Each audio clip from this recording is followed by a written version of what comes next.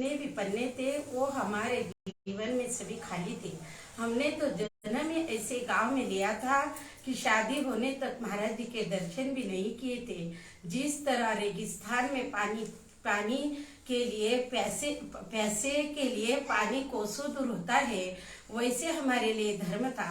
पिछले जन्म में कुछ अच्छे कर्म किए होंगे, धार्मिक ससुराल मिला, महीम सागर जी जेठ के रूप में मिले। धर्म में रुचि लाने के लिए घर में उन्होंने बहुत प्रयास किया और खुद दीक्षा लेकर निकल गए। गुरुवर, धर्म की पहली सीढ़ी तो हमने चढ़ ली, मगर असली खजाना तो कोसों दूर था।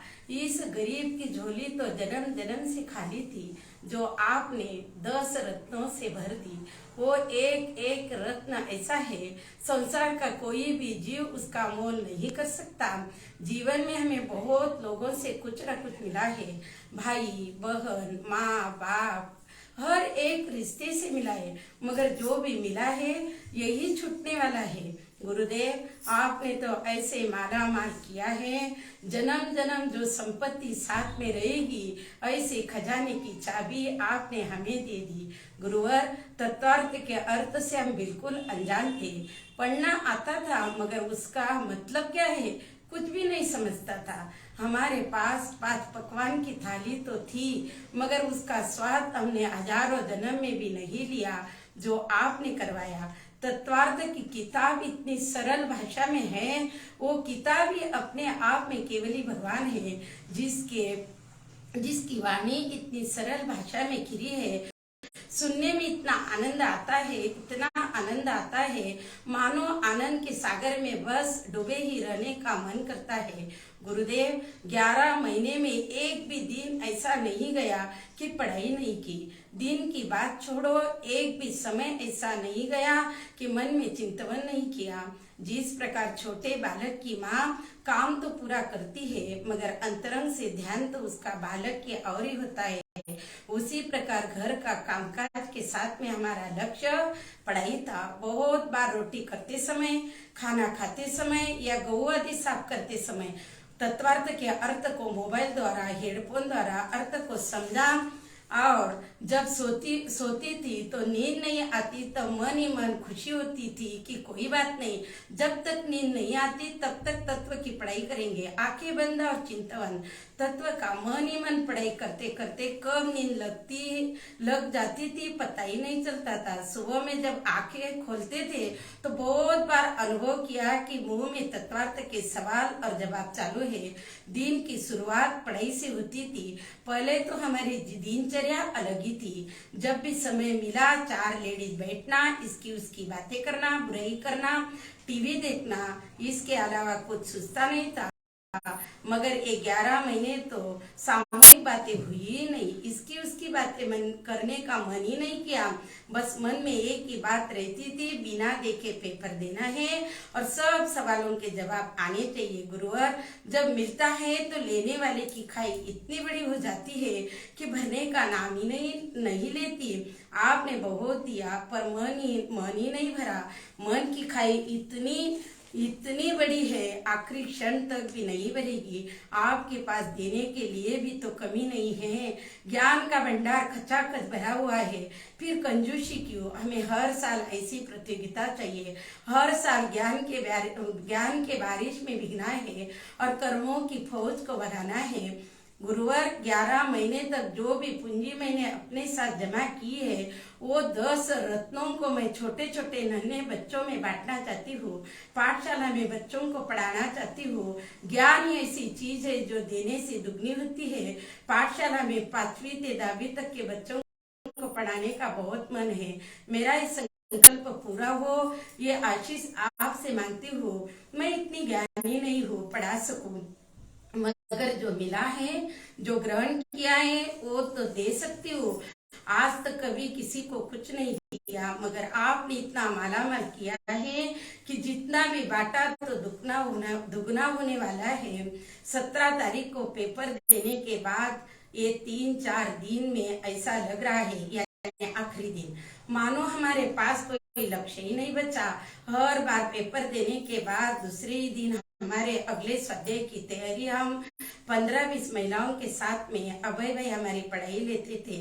अब तो ऐसा लग रहा है आम का सीजन खत्म हो गया, हमारे दीपावली के दिन चले गए, भगवान का समोचरण अगले स्थान पर चला गया, कल्प वृक्ष के पेड़ खत्म हो गए, गुरुवार का चातुर्मास पूरा हो गया। बहुत खाली खाली सा लग रहा है। क्या हमने कोई पाप किया था जो ये दिन इतने जल्दी खत्म हो गए? क्या हमारे अशुभ कर्म का उदय आ गया कि हमारे अच्छे दिन चले गए? गुरुवार जब समय शिखर जी का पहाड़ चढ़ने की शुरुआत करते हैं तो मन ही नहीं मानता कि इतना बड़ा पहाड़ चढ़ भी पाएंगे या नहीं। जब पूरा पहाड़ चढ़कर नीचे आते हैं और उसके तरफ मुड़कर देखते हैं तो अपने आप को यकीन ही नहीं होता कि सचमुच वंदना करके आ गए। उसी प्रकार जब पहले अध्याय की पढ़ाई करने लगे तो ऐसा लगता था इतनी कठिन भाषा, इतने अनजान शब्द और इतना बड़ा ग्रंथ कंठस्थ करने का प्रयास हमारे बस का काम नहीं है। मगर करते गए आनंद आता गया और 10 अध्याय पूरे हुए। 1 से 10 का सफर इतना अच्छा था मानो बैलगाड़ी से शिखर जी गए और 11 महीने में आज घर आए। अब पीछे मुड़कर देखते हैं तो यकीन ही नहीं कर सकते कि इतनी पढ़ाई हमने कैसे की होगी। जिस बात में हमें आनंद आता है वो दिन जल्दी जल्दी निकल जाते हैं। हमारे 11 महीने 11 दिन जैसे लग रहे थे। भगवान से प्रार्थना करते कि 11 महीने ये जैसे लड्डू हर रोज खाने को मिले और यही माहौल हमारे जीवन में हमेशा बना रहे। गुरुवार आप चलते फिरते तीर्थंकर हो, समोशरण के केवली भगवान हो, धर्म के राजा हो, पंचम काल के तीर्थंकर हो। गुरुवार ये 11 महीने तो हमें चतुर्थ काल जैसे लगे। अलग ही दुनिया में पढ़ाई करने में, समझने में, कंठस्थ करने में मेहनत जरूर है, मगर कोई चीज ऐसी होती है जैसे मिर्ची तीखी लगती है, मिर्ची तीखी तो लगती है, नहीं मिली तो भोजन का स्वाद ही चला जाता है। पहाड़ चढ़ने में मेहनत तो है, जब मेहनत करने के बाद जब दर्शन करने का आनंद प्राप्त होता है वो आनंद करोड़ों रुपए देने के बाद ही नहीं खरीद सकते। वैसे गुरुवार हमने बहुत मेहनत की। जब पेपर के मार्क्स मिलते हैं तो खुशी की मोल नहीं कर सकते। जब हम बिना शास्त्र देखे पेपर देते हैं, जब सब सवालों के जवाब आते हैं तो वो खुशी अलग ही होती है। इतने सुंदर सुंदर पल, प्यारे प्यारे दिन, गुलाब जामुन जैसा स्वाद, जिलेबी जैसी मिठास न जाने अब कब आएगी। जब आकाश में पतंग उड़ाते हैं, जैसे जैसे ऊपर जाती है इतना आनंद आता है, मगर टूट जाती है तो बहुत दुख होता है। वैसे गुरुवार हमारी पतंग का सफर 11 महीने का था। जैसे उड़ रही थी, आनंद शब्द में नहीं कह सकते। 17 तारीख को दौर कट गई और जो भी दिन अब जा रहे हैं वो आप समझ सकते हो। गुरुवार आप ही हो कि ऐसे ही दिन हमारे जीवन में ला सकते हो।